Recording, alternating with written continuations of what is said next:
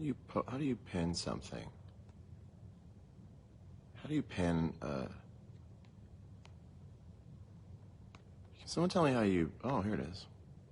When in doubt, hit it harder or hold it down for a while. I found myself, so when I first started playing guitar, I was like, I really want to play guitar so I can play guitar on a rainy day. That was what I had in my mind. Like, I just want to sit by a window and play guitar.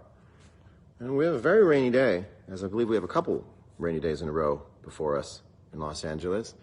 And seeing as I'm going to Mexico this week to play some shows with Dead & Company, and I'm getting myself sort of back into the frame of mind of those songs, I found myself sitting on the couch practicing going, people might actually get something out of this.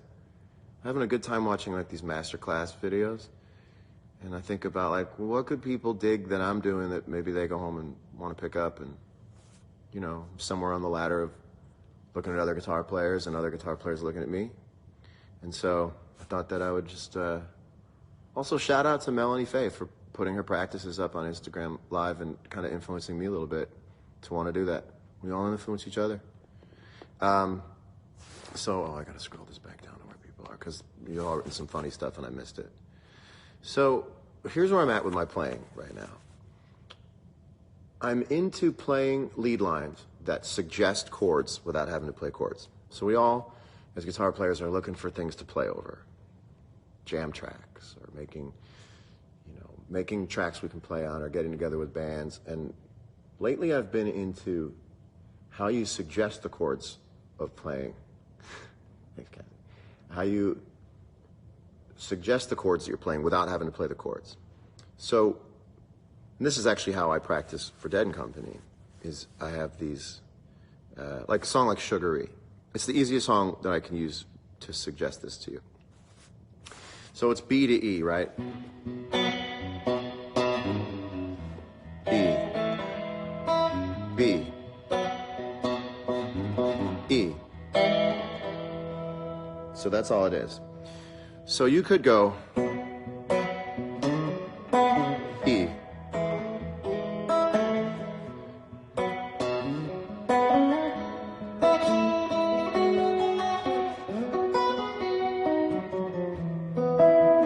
You can keep playing the chords underneath it, which is sort of the conventional way to look at it. But for me, what I practice is now suggesting those chords without having to play them. So it would sound like this if you take the chords out from under it.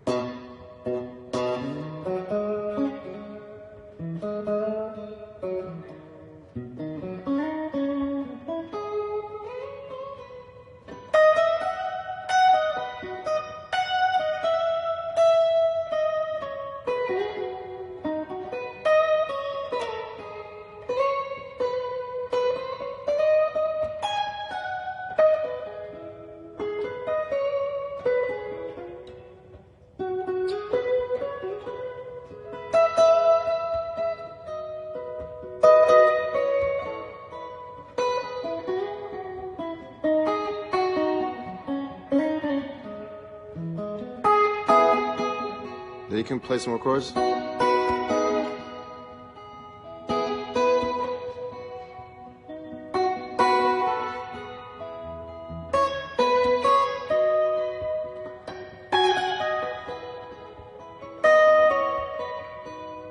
And go back to...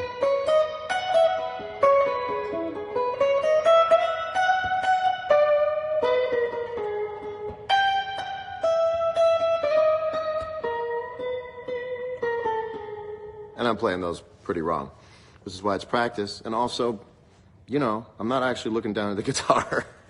So those two chords. And part of the movement, playing over top, is understanding what chord you're moving to. I think guitar players do it without knowing they're doing it. We play a melody and it'll be in a certain key, but a certain key still has different chords that change. So that's still in the key of B. And if you wanted to, you could play B over it the whole time, right? And your ear would figure out a way to sort of navigate through it to make it sound like you just naturally would land on things that shared the B and the E scales. And when you start getting into things like Ramble on Rose, that actually, some of that stuff is not in a diatonic scale. So it would be a D,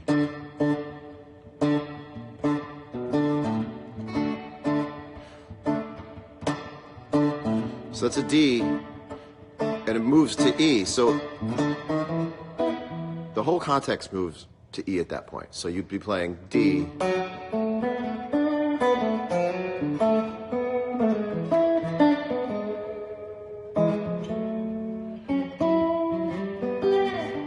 So you have to constantly be aware of what chord you're in, work in that key. And a way to express that is to sort of play the chords in a couple different parts of the neck as you're going. So you could go D, D, D, D, D, E, E, E, E, E. Now, you know you're going to go to an F sharp minor. There's two places, main places that I would play it is, and this is an octave. And I could go to G here, or G here, or D. So I'm going to play as many different chords, different inversions of chords as I can to show all these different places you can go. So it'd be like...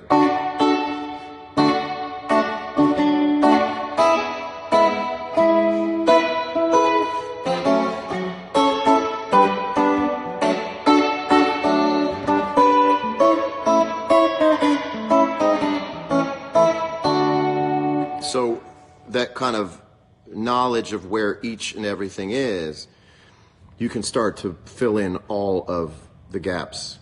You're right, and Eric Krasno can tell you it's one of the best songs to play over because your ear gets a fresh start on the key change. So you'll be playing in the...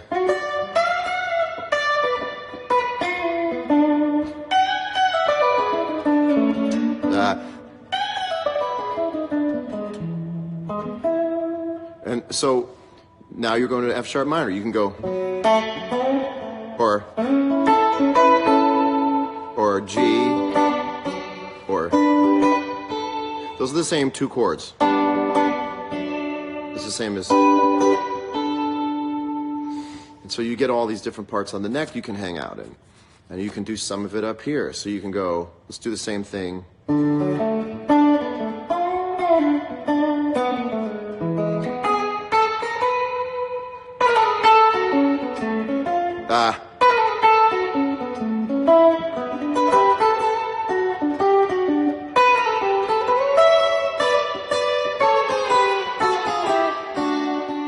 Or you could do the same thing.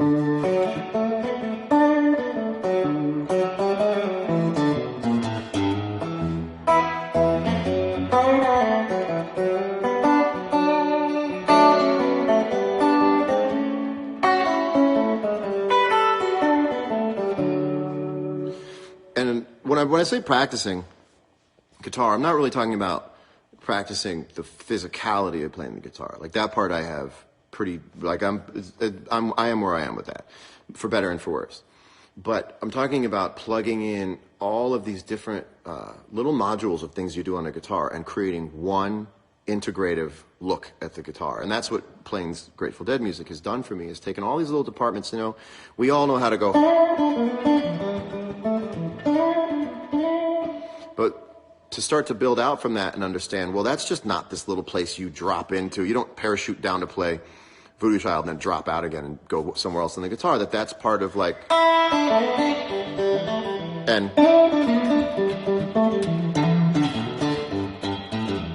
actually it's also a part of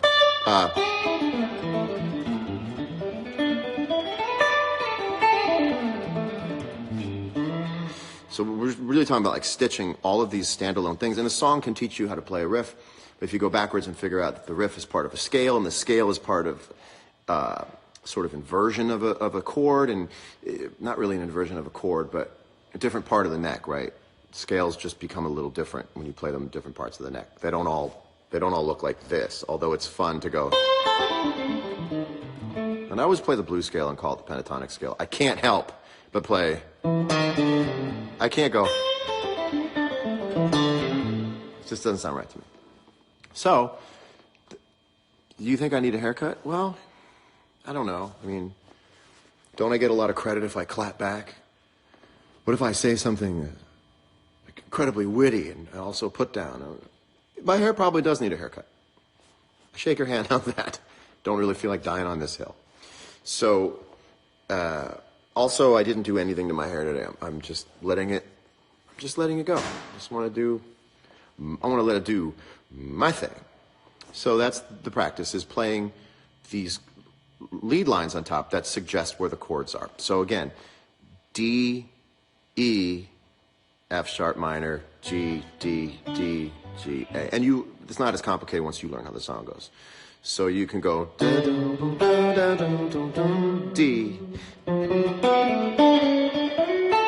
E, F sharp minor,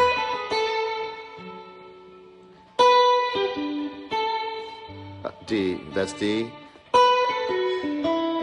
Nah, if I messed it up. That's why it's a tough song. So.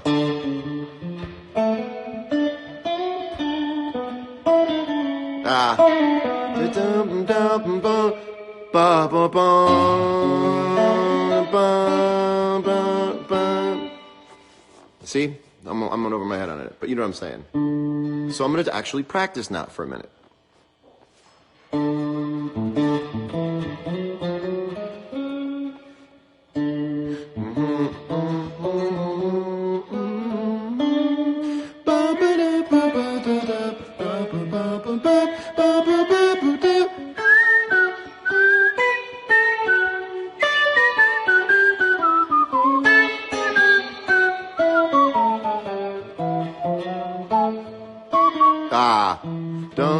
And then if I mess up, I'll figure out why did I mess up. Where was I? D. And if you know you're in D, you just go.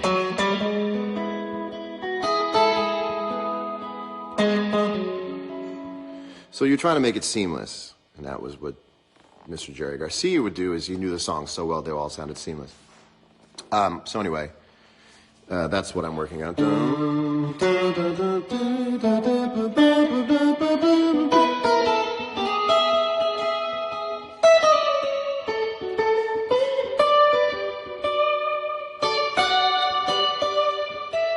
Sometimes if you're too literal about the chords changing, I can hear it. And Eric can tell you also, like, if you're too literal about it, you're like, okay, you're just playing over the chords. So you also have to throw in some wonder and intrigue into the whole thing and just not know where you are, but kind of have it down, which is the best nights in the world, is taking what you know and throwing it away, except I have to increase what I know because it's been a minute since I have played these songs, and that's what I'm doing. So.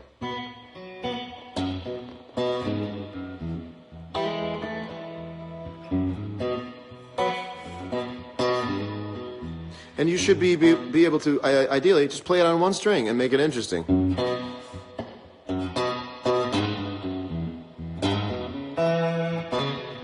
That's what I really try to do.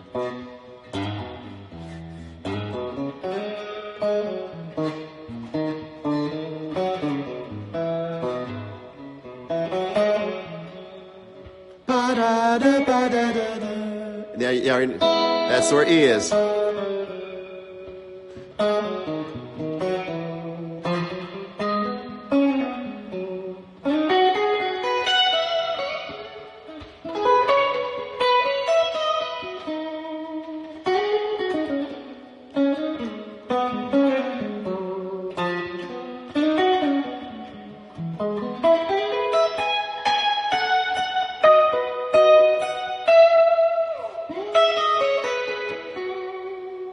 Now where I'm trying to get to is making these non-linear jumps. So imagine, and this is what Jerry Garcia did so well, this is the final frontier of playing this stuff, is making these, what you call it string skipping, these really large intervallic scene changes. So most people would start working, and most of the time Mr. Garcia would work chromatically and everything would work sort of stepwise. But if you start thinking in a really kind of remixy way, you'll be in B.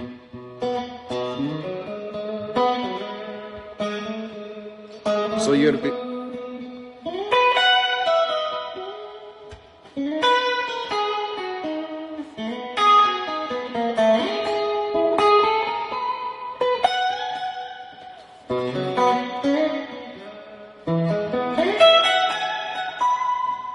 Here where I'm making these large kind of jumps, that's where I like sort of getting to now. So with that, it's not all so linear.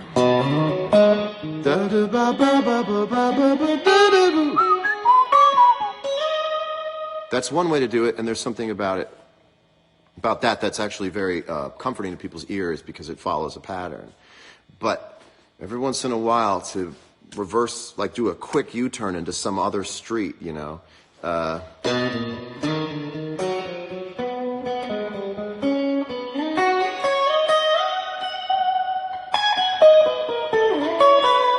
That was an example of a good one.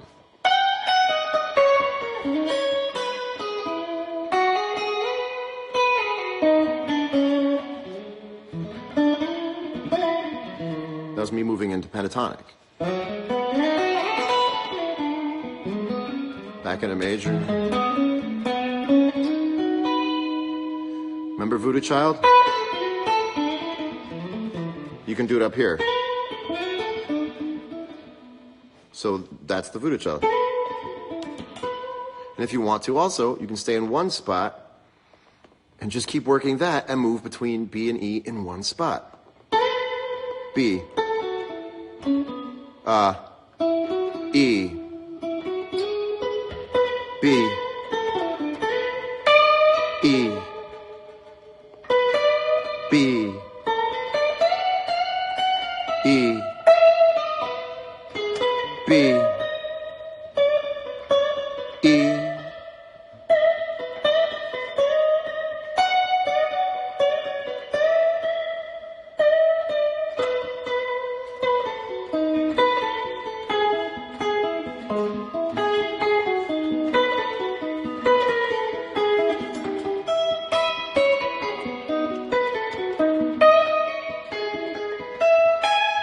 E.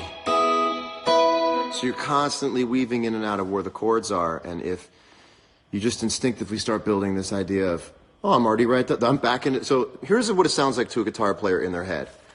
B, B, B, B, E. I'm playing an E. I'm playing an E. I'm playing some shit I don't know. Where am I? Where am I? Oh, that's the thing from B. I'm back in B. Ah. Da, da, da, A. I'm just going to go for it for a while. That puts me in B again. Okay, I'm still in B. Da, da, da, da, da. Right here is E. That's the E from this thing, and I'll play the B next to that E. And it's just constantly working it out as you play, and then when you get into it, you're not thinking about any of that stuff anymore. But that's where it really begins to become very ear-based. You know, there's two ways to learn Photoshop. One is to sit and learn Photoshop just to learn it, and the other one is to sit and learn it to do a certain thing with it. And that's a strange metaphor, but it's the same thing with music. You can learn to play the guitar, or you can learn to play music on the guitar. And I think you should always be learning to play music on the guitar. So I'm constantly thinking about, well, what's the note I want to make? That's why the joy is that I sort of let my hands go in front of me, and then I catch up with my ears, and it's this dance between my hands and my ears. So it's a little Ouija board, and it's a little bit dictionary. And it's a friggin' joy. And of course, you're seeing this, me pick up the guitar for the first, I had this brought to my house. This is my guy. And just like, it's like getting on a surfboard. And so if you know what you want to play, it certainly makes playing easier. It doesn't mean you're going to hit what you want, but if you even just begin to understand these melodic lines and where you want to take them. Boom, ba-dum, ba-ba-boom, ba-dum, ba-da, ba-do-da-boom, da-dum-dum, da-dum-da-ba-ba, ba-dum, ba-dee-ba-ba-dum-da-bum.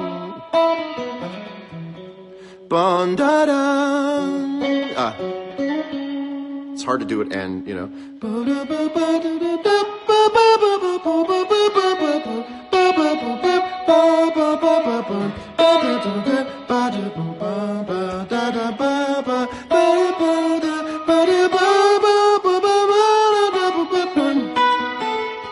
I just found myself, I'm B.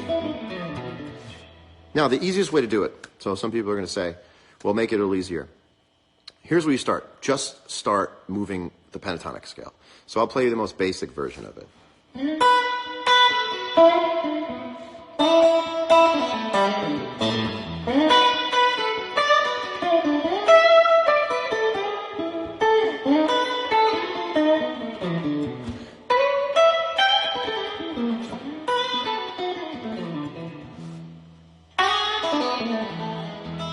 if you start doing that, that's the simplest sort of beginning thing. And they'll start to go, you know, B. Well, guess what's right next to that? E. So watch this. B pentatonic to E pentatonic without moving.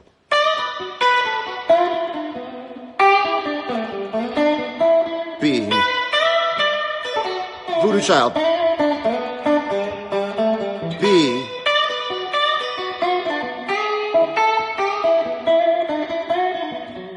Now, why does B sound so good over both chords?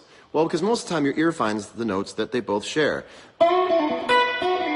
B, E,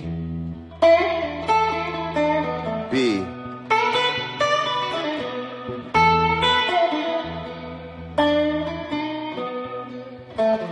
Kind of like a flow thing, so B is kind of like a buddy. Yes.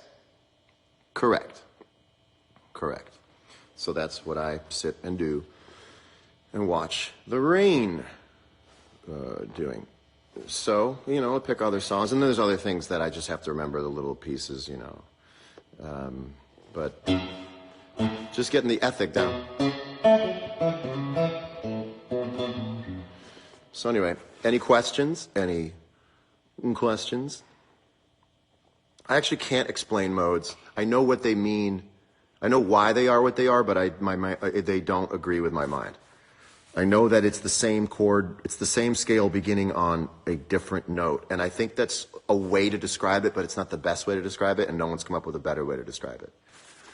Some things I have to learn them to be able to explain them in a way to myself that I wish other people would have just been like, so that's what it is? But my brain doesn't understand modes based on, well, it's a major scale, but you would start on the third note. It sounds like a crazy puzzle to me. But what I do know is that certain modes sound like certain things. So if you say Lydian, I know that it will sound like this, you know, and so I can figure it out. And then some things like Dorian are like just major with an extra note in it, or mixed Lydian, I don't know. But you can feel it out. You'll begin to create your own theory. How do I approach the pre-chorus to shakedown? Oh, right. Oh, it's F to E. Well, this is a very literal reading of F, the key of F to the E, you know.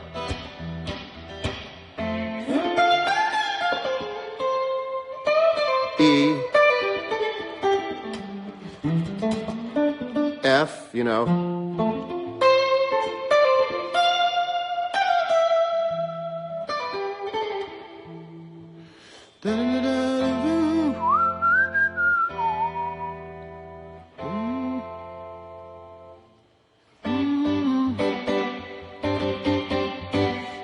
And then you're in C.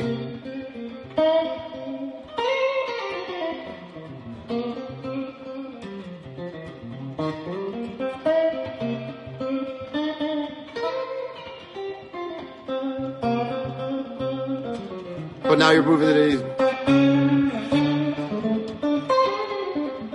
I did a little pentatonic there, so that's D. So what makes Grateful Dead music so interesting is that it really is in between pop music and jazz music. It is pop music with the sensibility of moving your playing over the chords the way jazz music has. Jazz music never stays still. It's constantly recontextualizing the scale for the chord. But same thing with most Grateful Dead music, which is what I dig about it. It is, for someone who's played guitar for a long time, it's just like mini games. Mini games. Here's D, play in D for a while. Oh, now you're in C minor, but now you're going to be in F to E. So it's like muscle confusion for your brain. It's the best. The most difficult thing I ever learned.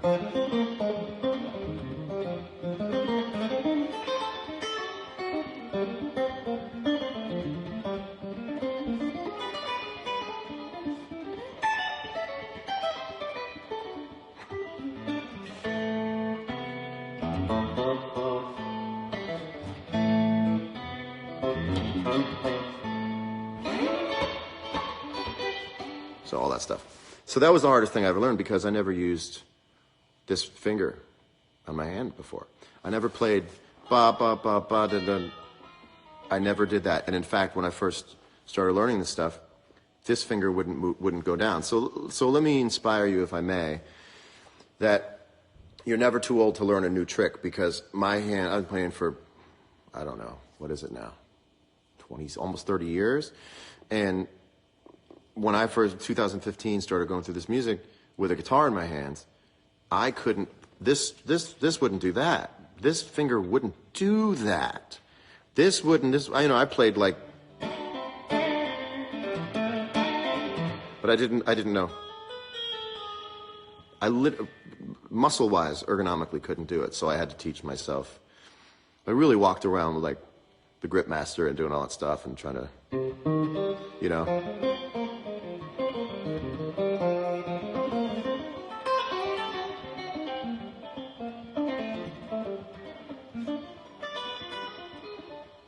Yes, I have to move my thumb to the back of the, I have to move my thumb to the back of the neck to be able to support that. You can never, I don't think you could wrap your thumb and play linear that way. You kind of have to play like they teach you. Like they teach you. All right. Well, I'm going to go back to learning some of the stuff. I think I did an okay job on some of that, and I really bombed in a couple places, but that's practicing. That is practicing. Hey, thank you. Hope you're well. I'll see you again soon. Bye.